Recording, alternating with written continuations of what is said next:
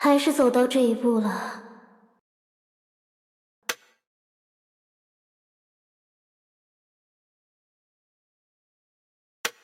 但既然结果已然成型，那个无法继续前进的过去，就必须有人去歪曲。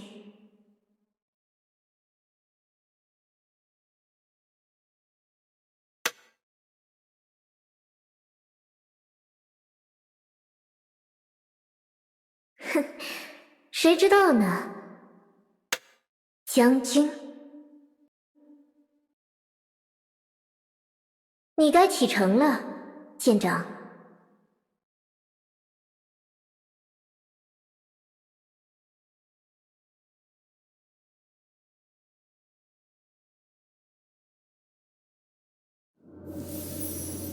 啊，在不久的未来再会吧。To fix their situation, Captain travels to Amberia's past. Depending on what faction Captain joined, the beginning is slightly different, but the mission he receives is the same. Retrieve the heiress to the crown, who recently fled Moon Amberia. After the briefing ends, he reunites with Tesla Zero and their mission begins. In a forest north of Moon Amberia, where they'll run into Kongming for the first time, Tesla Zero goes over the plan, but includes none of the details. It wasn't long until gravity gave Captain a hard kick, and he dropped into a trap. Kongming then appears, believing him to be an assassin. Not believing a word he says, she threatens him with poisonous worms if he doesn't reveal the whereabouts of his partners. She stops when she sees Tesla Zero and is immediately intrigued.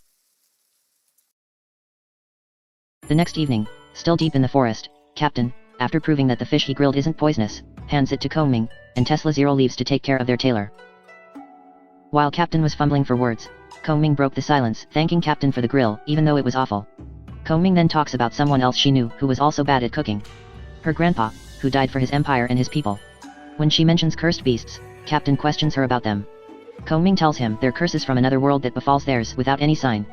When one of them comes, evil creatures flood the land and leave nothing behind their path. First was the beast Yama that Durando and 300,000 soldiers fended off. Next was Amorphous that her grandpa led 100,000 troops to fight. In theory, if Yama is Yin, and Amorphous is Chaos, then there should also be a beast of Yang. While Kongming talk about the beasts, loud bangs could be heard, however Captain dismisses them. When Tesla Zero returns, she tells Kongming those bangs were from her fishing. She then reveals to Captain that she let their tailor go, and had used up 2 of her 3 ultimates. The following morning, Captain is woken up by Kongming mumbling her fire in water formation. She tells Captain that the beast of Yang relishes fire, but fears water, and Captain mentions her plan of luring the Yang beast to the abyssal altar. Kongming questions Captain about his knowledge of the abyssal altar as it is a secret protected from the common people.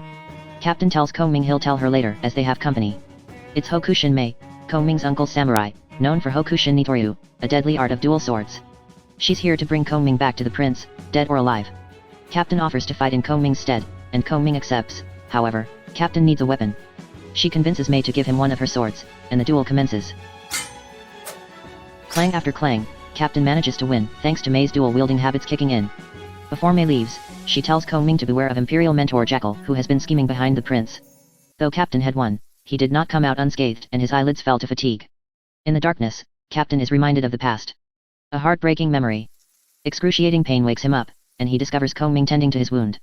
She calls him a joke and tells him a farmer's life would suit him better. After waking up Tesla Zero, they leave for Astershire as Kongming's 7-star formation is not yet ready. In a tavern, Kongming fiddles with Tesla Zero, and ends up destroying the tavern door. They are soon introduced to Yai, the tavern owner, but she lets them know they don't need to pay for the door as she was going to replace it anyways. She then hands them their order as well as a special on the house spirit, Emerald Fairy, and asks them for their feedback. As Kongming wants to try the wine as well, Yai calls her by name before telling her she's still too young. After a sudden boom, the food on the table is claimed by a beam due to Captain messing with Tesla Zero. Later that night, Captain confronts Yai. Somehow, Yai knew Kongming's identity even though they never mentioned it. Also, she tried to feed them poisoned wine, yet she spared Kongming. Yai reveals that she's here on the Chancellor's orders to retrieve Kongming, and Captain assures her that his mission is to ensure Kongming's safety. If, at the end of the journey, Kongming wants to return to Moon Amberia, they'll send her back, and if she doesn't, Yai can take her, and an agreement is made. As the princess has chosen to trust Captain, Yai will believe in him as well, at least for now. As Captain was about to return to his room, a shuriken suddenly swooshed by Captain's hair and stabbed into the wall. Before he knew it, Yai had protected him from certain death. Their ambusher is Raven, a hired blade. After Yai posed a question, Raven reveals that her client is Prince Kiana. 5 days ago, his counselor found her and fronted 10,000 coins in exchange for the girl's life. To prove her words, Raven took out a golden token that belonged to the prince. To Raven's surprise, Yai rejected her offer. Tension mounted to the point where a clash was imminent when suddenly, Tesla Zero. It's then revealed that Raven was their tailor in the woods, the one Tesla Zero had used her ultimates on. Since their encounter, Raven has become afraid of Tesla Zero, and after some intimidation, Raven faints. After Captain and Tesla return to their rooms, Yai heads into the kitchen, thinking about how to handle Raven when she runs into Kongming. Kongming wants Yai to do a favor for her. The next morning, Kongming receives packaged Sakura cakes from Yai. Their next destination is the 100 Heights to the west. In the boundless yet desolated plain, where 300,000 soldiers shed their blood to slay Yama, a small dot emerged in the horizon and soon became a galloping charger. It is Durando, and her purpose is to escort Kongming back to Camp Muso. As Kongming had refused, Durando tugged at the reins and charged at her. Captain stepped between them and was greeted by a lance aimed at his heart. The lance landed, but failed to penetrate thanks to Captain preparing beforehand. However, Captain's body didn't take the shock very well. Captain tried to talk to Durando, but was greeted by another lance thrust, this time on his shoulder. Hot blood welled from the wound, and sharp pain took away his senses. When Captain awakes, Tesla Zero tells him they're at Durando's camp, and Captain blames Tesla Zero for his sorry status. He is then summoned by Durando and they talk about Kongming. Though the late Emperor's decree dictates the princess take the throne, Durando believes Kongming is still unprepared, but Captain disagrees and voices out his faith in Kongming. If Durando's mind remains unchanged, then Captain has no choice but to fight her. Suddenly, a voice called out, the tent curtain opened, and before Captain knew it, a feather fan had hit his head.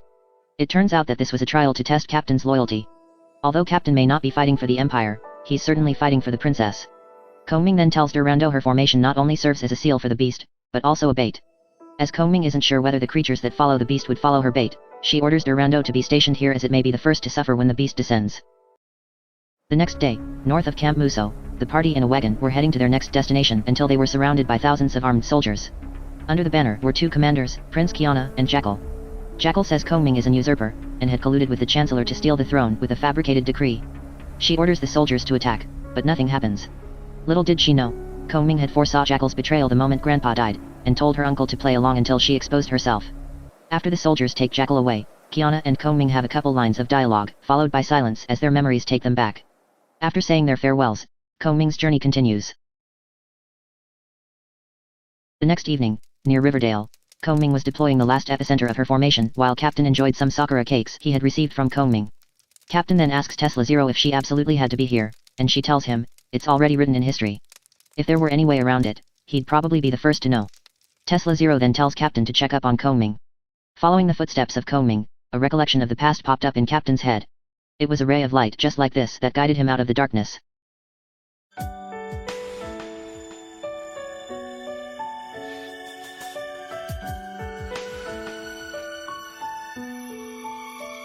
Kongming reminisces about the past. Her grandpa told her, though Granny passed away early, she never left as she had become a star in the sky, her guardian star. So every mid-autumn, the day for family reunion, they put their love into the sky lanterns and send them to Grandma. Grandpa always believed the sky lanterns could carry their love to Grandma. But even so, this lantern cannot carry her feelings to Captain's place, to a future she cannot reach. It's revealed that Kongming had figured out Captain and Tesla Zero are not of this world. Suddenly, Captain is struck by an intense feeling of dizziness, and it's revealed that the Sakura cakes had knockout drops. Kongming had also messed with Tesla Zero. She intends to face the beast at the abyssal altar alone, putting them out of harm's way.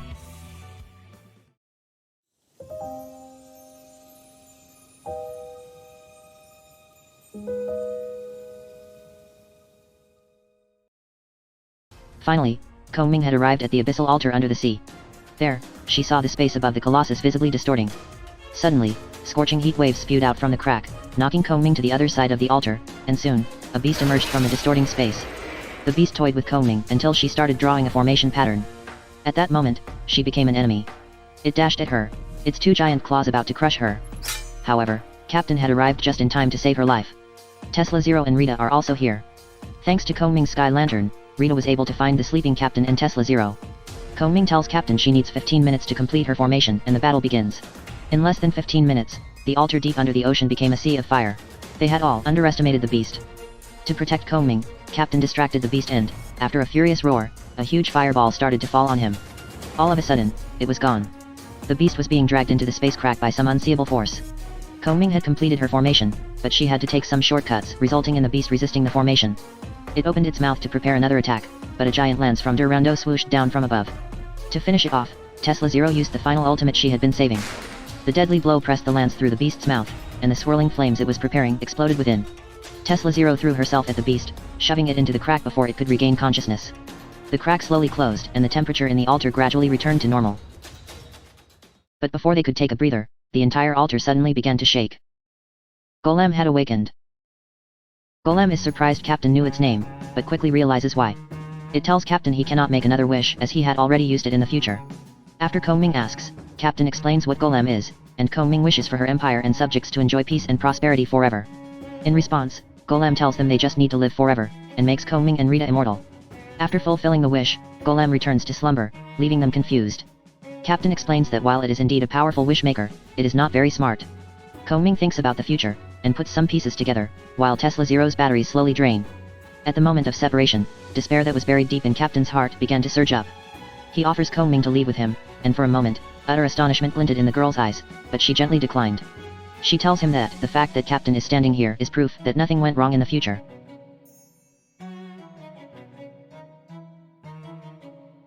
Captain leaves the sleeping Tesla Zero in Kongming's hands, and tells her they'll meet again in the distant future. Consciousness mapping terminated. Kongming returns to the Empire, and events follow up to Honkai Kingdoms. During Old Year 73, Princess Kongming ascended the throne and established the Emberia dynasty. In Imperial Year 7, Chancellor Rita petitioned to honor Kongming with the title of Grand Seeress. Imperial Year 72, Kongming visited the Abyssal Altar alone and never returned, leaving Emberia in Rita's hands. Imperial Year 937, the descendant of Shixel Marquis revolted and founded the Holy Shixel Empire. Imperial Year 997, the pirates united into Hormungand, dividing the realm with two other major powers. By the end of the first millennium, the Abyssal Altar emerged, plunging the kingdoms into chaos. Imperial Year 1001, fearing the fall of her empire, Kongming attempted to summon Captain, but others answered her call instead. 其时已至，其阵已盈，七星灯起，飞开门明。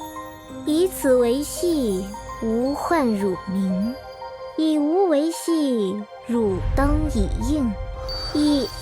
奇怪，咒文还没有念完，怎么会？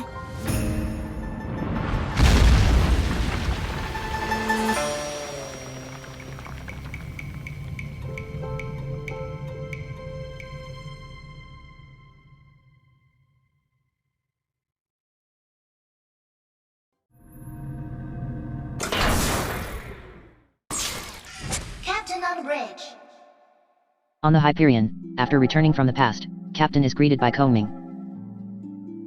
The seed had been planted, and the story is to be continued. Though the journey started with her, it won't end with her. Kongming expresses curiosity on Captain's goal, but he tells her it's a speculation that only time can tell.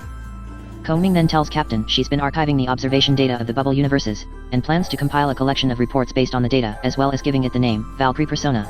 After bringing up Captain's habit of recording past events, she tells him she wants to give those files a name as well. Captain, however, as the author, feels entitled to naming it himself. He presents the name, Cap's Bizarre Adventure.